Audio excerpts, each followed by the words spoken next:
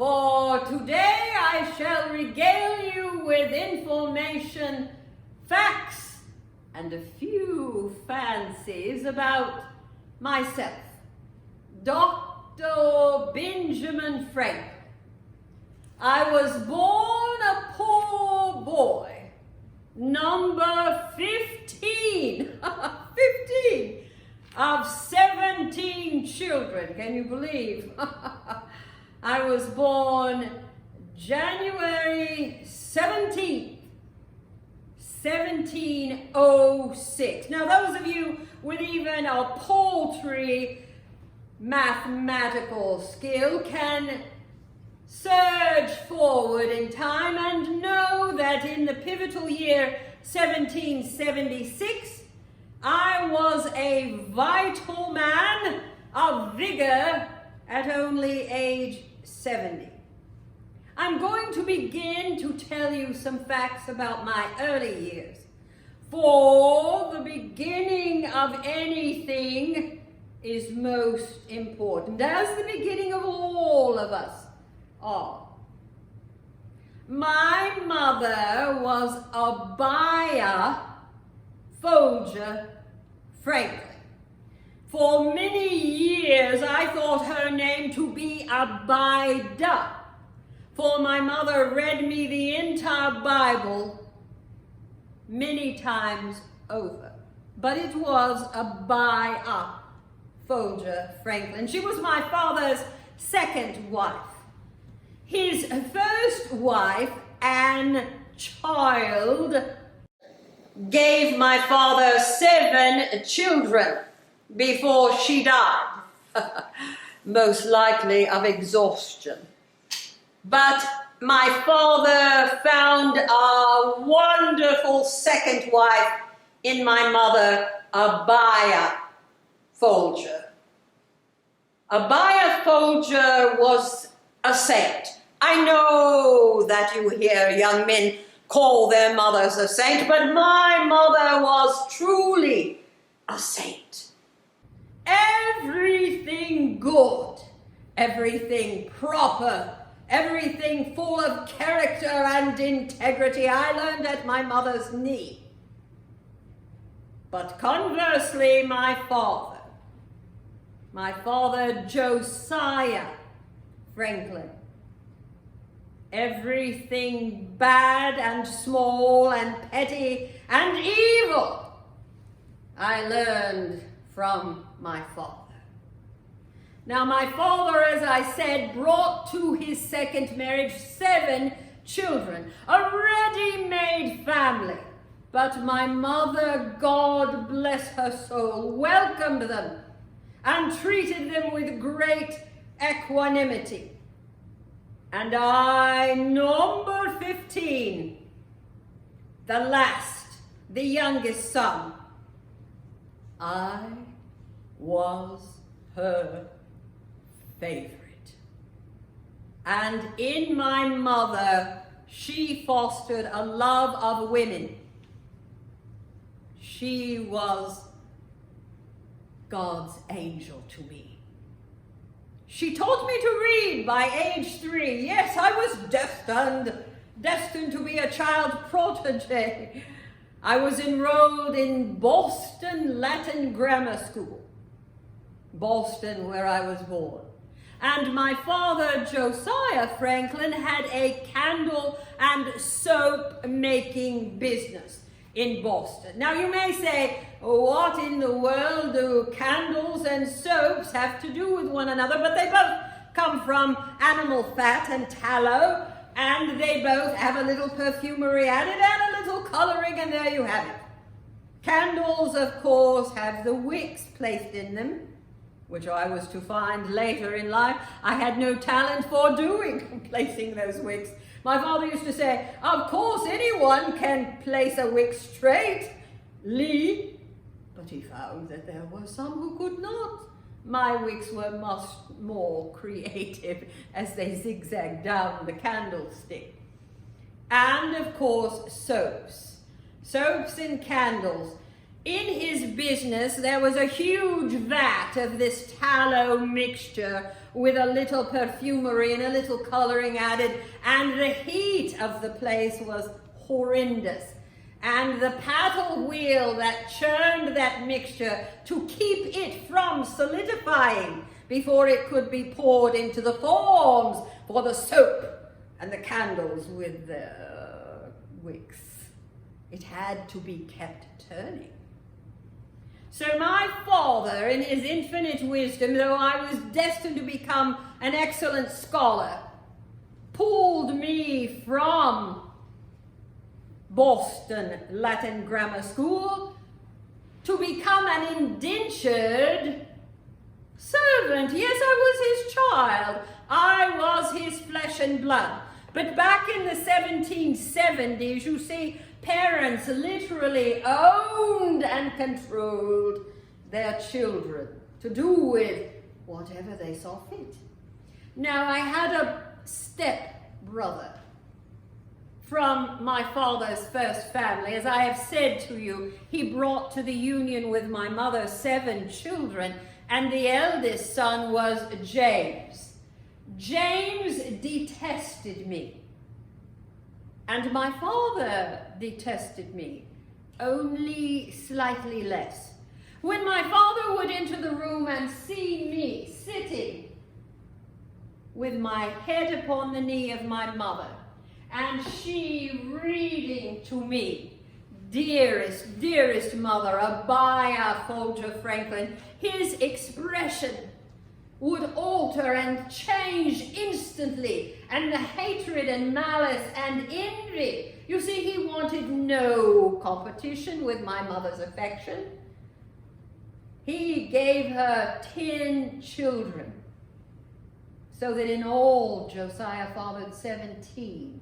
She accepted the 7 from his first marriage, and he gave her 10, of which I was number 15. But I, her favorite, I adored her. But he, small and petty and evil man, though my natural father detested me.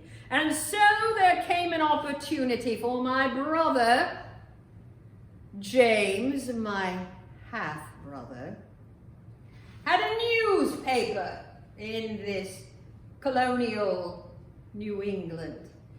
The New England Courant, Coureant was what it was called, but it was not prospering. And James did not want to pay an employee. So my father looked at me with loathing and thought, here is a solution.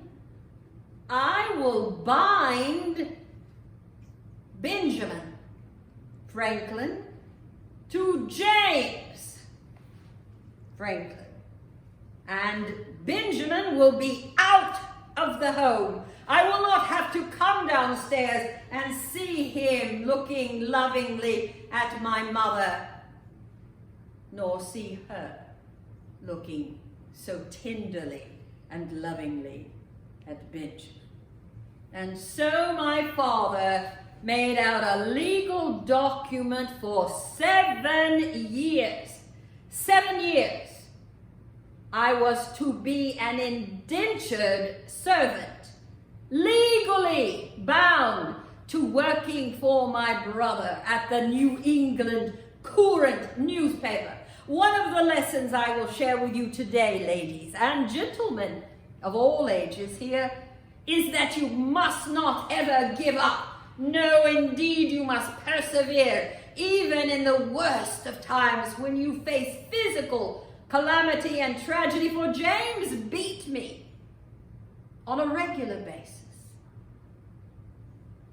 left me without food, and when I would go outside in the evening to empty the papers and the trash, he would often lock the door of the New England Courant behind me, and I could see him up above, standing at the window of his bedroom above the New England Courant newspaper office, looking down upon this young man, 11 years old. Shame on you, James.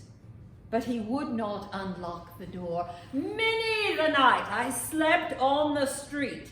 Many the night I had nothing to eat but the victuals I could find in the garbage. And the clothing I wore was ridiculous, not the fine thread you see upon me today.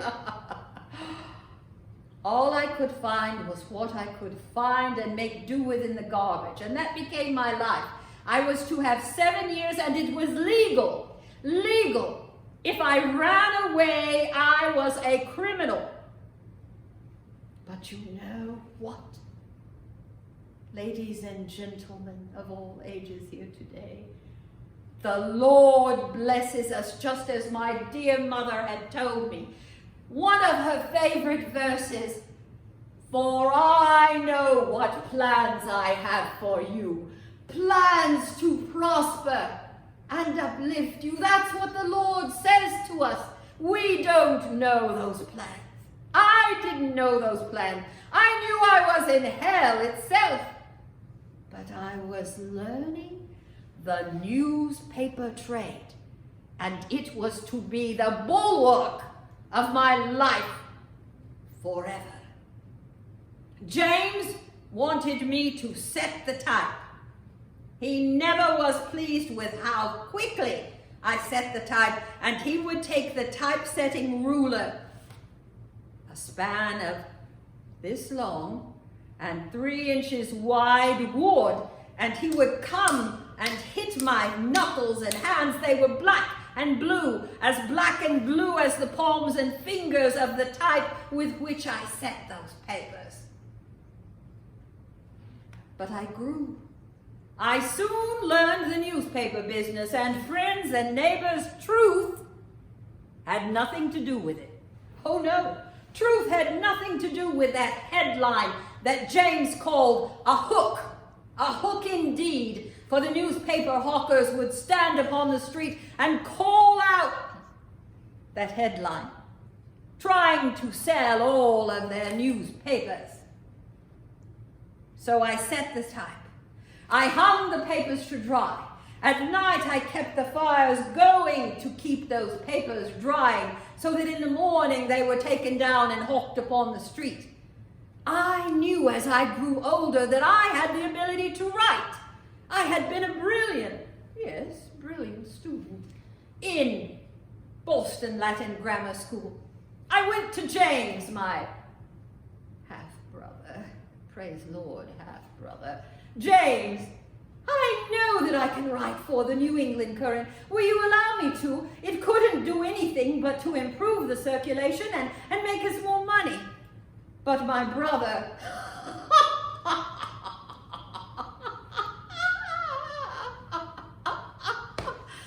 he regaled himself with laughter and hit himself upon the knee, and in short he said, "No, never."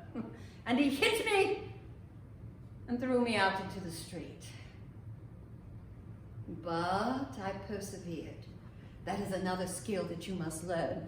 Though you are beaten, though you face pain and torment and tragedy, you must soldier on and persevere. And I persevered, and I thought of an idea. I would write a column, an editorial, for they were so popular, under a pseudonym, a false name. What should I pick? Who should I invent? It was my first pseudonym, first of many, I may add, and I picked an old woman, a woman with a filthy mouth, a woman who expressed her beliefs and let the chips fall where they may. Her name? Mrs. Silence Do-Good. Yes, that's it. Silence Do-Good, because you couldn't silence her. She was bound and determined to give her opinion. And so, how to get this brilliant editorial to my brother? I was to go on and write 14 14 editorials were printed in the New England Courant, and here's what I did. I wrote out the editorial, I signed Mrs. Silence Do-Good, I folded them, and I slipped them underneath the door of my brother's newspaper in Boston. It worked beautifully until number 14. On number 14, just as I was sliding, which I think was the most brilliant of all of my opuses, beneath the door, my brother James opened the door, and there I was. I made excuse that an old mongrel woman, a fish seller's wife, had given it to me to put beneath the door, but he would have none of it. And he beat me severely and threw me into the cellar, where I would still be starving to this day, had I not stacked boxes upon one another and escaped. And I left. I left. And in so doing, I broke that legal contract, that indentureship, of which I had 3 years left, for I was not yet 15. I left, and I found out another thing, dear friends, ladies and gentlemen, for you to remember, that strangers, not your family, strangers are often the ones that will lend a hand to you to lift you up. For I hit the road, no money, pitiful clothing, to New York first, and then to Philadelphia. Well, what was I to do? The only trade that I knew was the newspaper trade. But I knew it, and I excelled at it, and I got a job in Philadelphia, Pennsylvania. I was soon to be 15. At 15 years of age, I was a scandal to look at. My knickers did not match my waistcoat, did not match my coat, did not match anything. I had no stockings. My shoes were 2 different kinds, mind you, for left and right. But in Philadelphia, with only a few shillings, dollars, I found a boarding house near where I worked. The new newspaper where I would work. And it was called the Reed Family Boarding House, R-E-A-D. And wouldn't you know, Mrs. Reed, you've got a lovely daughter. Oh, she did. There was a young woman who was nearly 17. Oh, she was an older woman compared to my, let's call it 15 years. But she was lovely. And she waved at me. And so, with my first small paycheck, I let a room at the Reed boarding house in Philadelphia. I had a job at the newspaper office, and before you know, Deborah Reed and myself were hiding in the shadows of the staircase and kissing. I knew that we could not be trusted to be moral. I have always loved women, credit my lovely mother for that. And so I went to Mrs. Reed. She and her husband had the boarding house and also sold a combination of snake oil medicine which promised to cure everything from toe jam to dandruff to bad breath. This elixir or snake oil medicine she continued to sell for many years, as did Deborah. I asked Mrs. Reed for the hand of Deborah in marriage, but Mrs. Reed reminded me of my brother James, for she laughed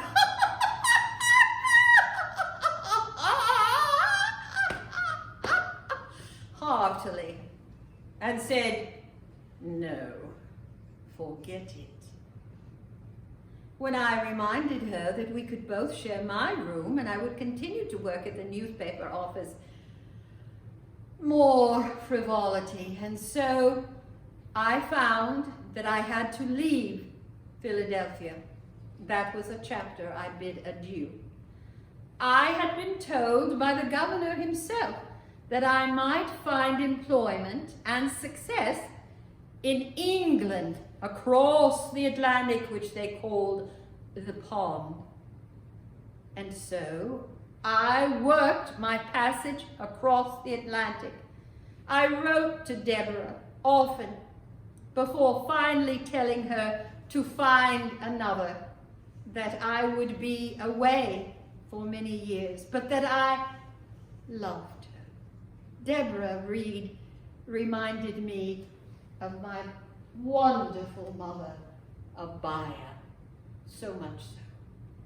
In England, I loved the metropolitan life, the libraries, the fire department that was organized, the postal service, and in my spare time when not working for the paper, I swam. Yes, you never thought of Benjamin Franklin as a swimmer, I would dare say. I swam in the murky River Thames. I cut quite a dashing figure, and I won many a chafing cup. But within 2 years, I felt I had to return home, to Philadelphia, to Deborah.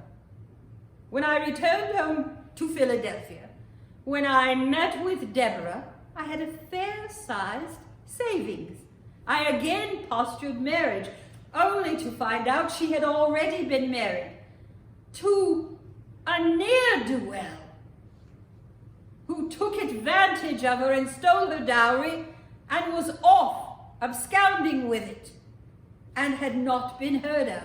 Now, there was a law in the 1770s, and it was not a good one. It said that if you were married and you wished to divorce, you had to have the physicality of your spouse in order to divorce them. No physicality, no human spouse there, then you were married to them forever. And this is why I am known as the most happily married unmarried man in history. We could not marry. John Rogers had absconded with her money, and there was no dowry left. And so Deborah and I moved in together. But I hazard to say it was not before I had, in an amorous moment of misjudgment, fathered an illegitimate child who would be named William. Deborah and I were quite happy, but whenever it was time to go across the seas again to England, to learn how a true metropolitan city functioned, to take that knowledge and use it for America, Deborah would not accompany me. But she did allow me to have my illegitimate son, William, move into our home to live with us. We were to have a son and a daughter, but our son that we had together, Deborah and I, died early of smallpox. And here I will tell you another lesson. When I had lived in Philadelphia with my brother James and I both refused to support inoculations for young people. We felt it was too hazardous. Well, my new beautiful son was to die because I was too stupid to allow inoculations. As you go through life, you will learn lessons that are terribly expensive and costly. And so our home was left with William, my illegitimate child, that my beautiful wife, Deborah Reed Franklin, raised as her own, and our daughter, Sarah Sally Franklin. And we were happy. In the 1730s, I began to make my fortune. I have heard critical people say that it was Deborah's fortune from the snake oil business. Nothing could be more ridiculous and more untrue. I began in 1734 to write a small almanac. Again, I favored anonymity, where I did not put my name, Benjamin Franklin. I chose a name, Poor Richard. Well, we were all poor back then. Maybe we're all poor today, wanting more money, wanting a better life. Poor Richard's almanac had planting information for farmers, all about the weather that was to come, all about the seasons, all about when to plant, but it also had little witty, wise sayings that came to be called aphorisms and epigrams. Let's see if you remember any of them. You can say them to yourselves. A stitch in time, yes, saves 9. Early to bed and early to rise, yes, makes a man healthy, wealthy, and wise.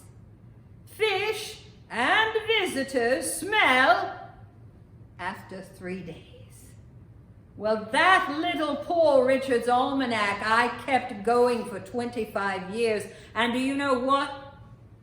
More homes in the American colonies had Poor Richard's almanac in them than the Bible.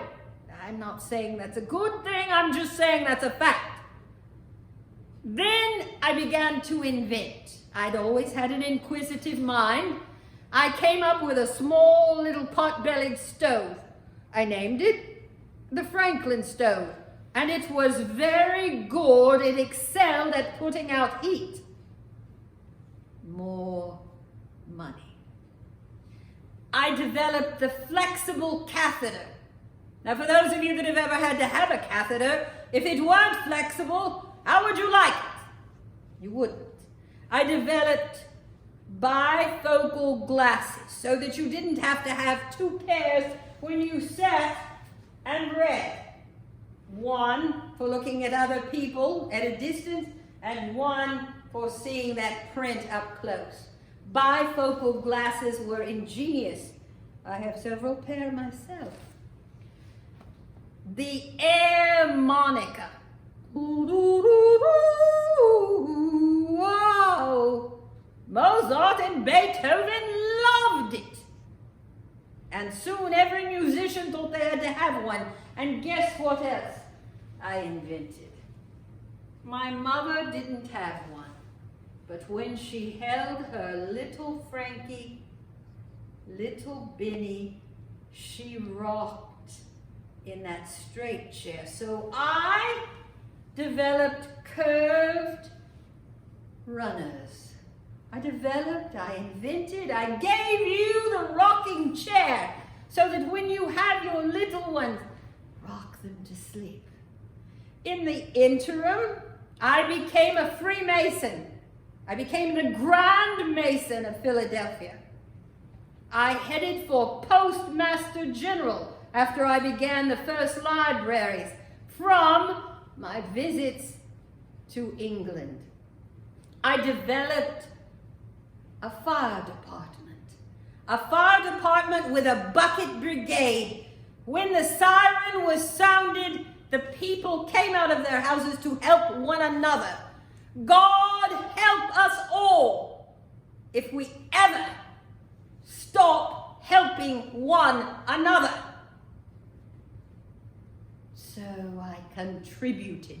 So I became known. I became the head of the Philadelphia militia. But I am not saying that I was always popular. Every time I went to England on official business, I had to leave Deborah. I loved Deborah, but Deborah was terrified of water. You can't, or you couldn't at that time, get to England across that pond if you were terrified of water and wouldn't go on it. One of those years, Deborah died while I was away. I was vilified, but I attempted to explain as best I could that I had adored her. But there was a greater need for me to see what was going on. And what was going on was that England was taxing the American colonies to death. Anything of value was being taxed heavily and making it too expensive to even procure. There was salt being taxed. There was sugar being taxed. There was tea being taxed. There was, of course, gunpowder being taxed. There was flax and wool and linsey woolsey, and everything was being taxed. And the colonists hated King George and England, who just wanted the colonies for the money. You all know of the Boston Tea Party and the tea being thrown into Boston Harbor, but do you know the tipping point came with the Stamp Act? Many don't even know about the Stamp Act. Well, let me tell you. The British conceived of a very unique form of making even more money. And they said that every time there was to be a legal contract or document, such as a birth certificate, a marriage license, a contract for owning a slave, a contract for owning an indentured servant, a contract of any sort, that it had to be put on special paper. Oh, only England provided the special paper. And to prove that it was legal, it had to have a stamp, a special little stamp. The colonies were in an uproar, and I went over to England to speak against the Stamp Act, and I got it repealed. But before that, mobs appeared at my home, ready to burn it to the ground, because they thought that because I was a newspaper man, favored the Stamp Act. I was burned in effigy, which means a figure of Dr. Franklin was burned. As the years progressed, heading to 1776, I was a representative of the Continental Congress in Philadelphia, Pennsylvania. My gout, which is 100 times worse than arthritis and affects the joints, had affected me greatly. I was living in Philadelphia with my daughter, Sally Barquet. Occasionally, I would have myself carried on a chaise lounge to the convention center, but it was not for publicity, of course. I was honored to help Thomas Jefferson, John Adams, and others, John Jay, Henry Lighthorse Lee. What great men we had. We knew that we ran the danger of death for ourselves and our family. And the expression, surely we must all hang together, or we will all hang separately, was ever so true. Somehow, General Washington and the American Continental Army won, although the Redcoats were stationed, in fact, at the beginning of the war in Philadelphia and Boston and other cities. How we did it, only God knows, for He led us there. After America's colonies were claimed as independent, the Articles of Confederation were simply too weak. They gave all power to the states. Every state had its own currency. You couldn't cross the state border line and do business unless you had your currency from your state turned into their currency. It was horrible. We didn't have a United States Navy. We didn't have our one army to protect us. And England was attacking our ships again, impressing soldiers, which meant capturing them, forcing them to work on their British ships. It was not a good situation. And so ultimately, General George Washington stood up in 1784, the first meeting of the Constitutional Congress at Mount Vernon, but not many were there. I was not there. The next year it was held at Annapolis, Maryland, but not many more. And General Washington wrote to me, Dr. Benjamin Franklin, abroad in England, and begged me to come in 1787 to the next constitutional meeting in Philadelphia. It began in May, and it was going to be another hot summer. The small states and the large states could not stop fighting. They were bickering like children. They respected me because I was the eldest at the Constitutional Convention at 81 years of age. My gout was so bad I often could not walk. But I did two things. I told them that they must begin each constitutional meeting with prayer, invoking the blessing of God, that in that year, eventually, we would prevail with decency. Slavery was a terrible sticking point. Saying that we were all totally equal. James Madison was brilliant, and he and I together came up with the Connecticut Compromise, which said that the Senate would have all equal representation for all states, but the House of Representatives would be based on its representation for the number of its population and the size of its state. And therefore, finally, on September 17th, the bells rang out and the Constitution, praise the Lord, was signed. When I left Constitution Hall, barely able to walk, a woman from the crowd yelled at me, "What have you given us, Dr. Franklin? A democracy? What?" And I yelled back, "We've given you a republic, madam, if you can keep it. If you can keep it indeed, for it will be assailed. Our very liberties and freedoms will fight against one another." And James Madison was to step forward and say one of the reasons it was finally signed, he said he would write a Bill of Rights. And he would address the fact that he thought the most dangerous thing of all was our ability to protest.